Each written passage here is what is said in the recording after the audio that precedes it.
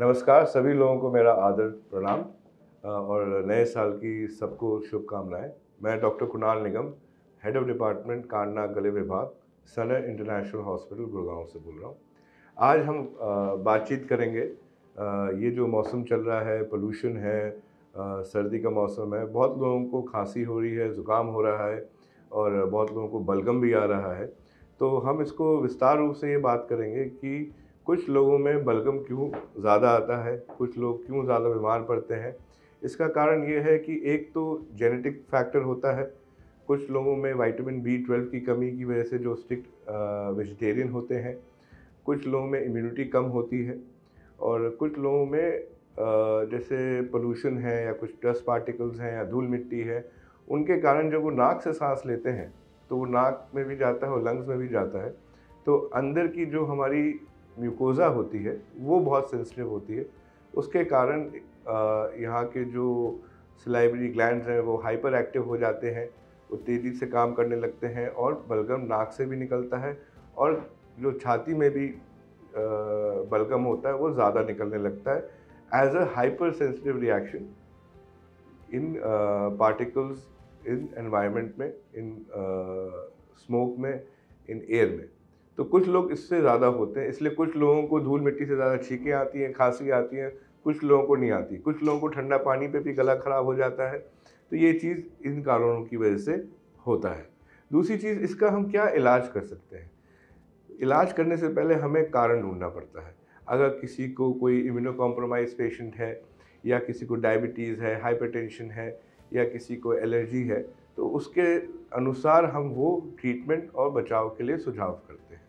जैसे अगर allergy patient है तो उनको हम कुछ स्प्रेज और कुछ दवाइयाँ देते हैं, एंटी एलर्जन देते हैं, कुछ मल्टीविटामिन्स देते हैं, कुछ थेरेपीज़ के बारे में बताते हैं, जिससे उनका ये reaction to the allergen reduce हो जाए। अगर किसी को मान लीजिए जैसे धूल मिट्टी में गए तो छींकें आने लगी, खांसी आने लगी, तो कुछ ट्रीटमेंट देते हैं जिससे ये चीज़ें कम हो जाती हैं एंड कुछ समय के बाद वो उससे बॉडी एडजस्ट हो जाती है। लेकिन कुछ लोग जिनको जेन्युइनली कुछ प्रॉब्लम्स हैं, जैसे जिन लोगों को दमे की शिकायत है या किसी को निमोनिया हो गया है जो काफ़ी देर से टाइम लग रहा है देने में, उसके लिए उसके पर्टिकुलर मेडिसिन्स, एंटीबायोटिक्स और ये सब थेरेपीज़ हम उनको गाइड करते हैं।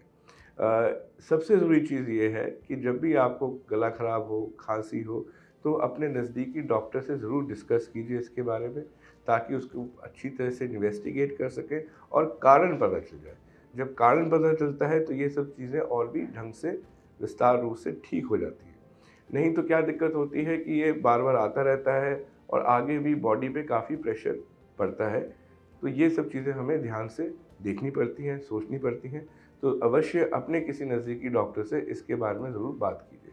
दूसरी चीज़ क्या होती है, जैसे छोटे बच्चे हैं, छोटे बच्चों आजकल हमें भी पता है सर्दियों में बहुत अक्सर बीमार पड़ते हैं।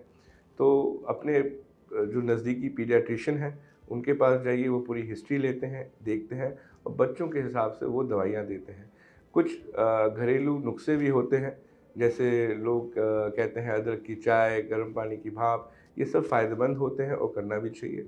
खाना-पीना बहुत अच्छा रखना चाहिए, हाई प्रोटीन डाइट स्पेशली बच्चों में रखना चाहिए और आज के टाइम पे मेरा तो यही कहना है कि बाहर का खाना कम करें और घर का ही खाना खाएँ और इन सब चीज़ों को मॉनिटर करके, जैसे दूध हुआ है, हल्दी वाला दूध, स्टीम, ये सब जो घरेलू चीज़ें हैं, ये बहुत ही फ़ायदेमंद करते हैं। इससे इम्यूनिटी भी बढ़ती है बच्चों में भी और बड़ों में भी।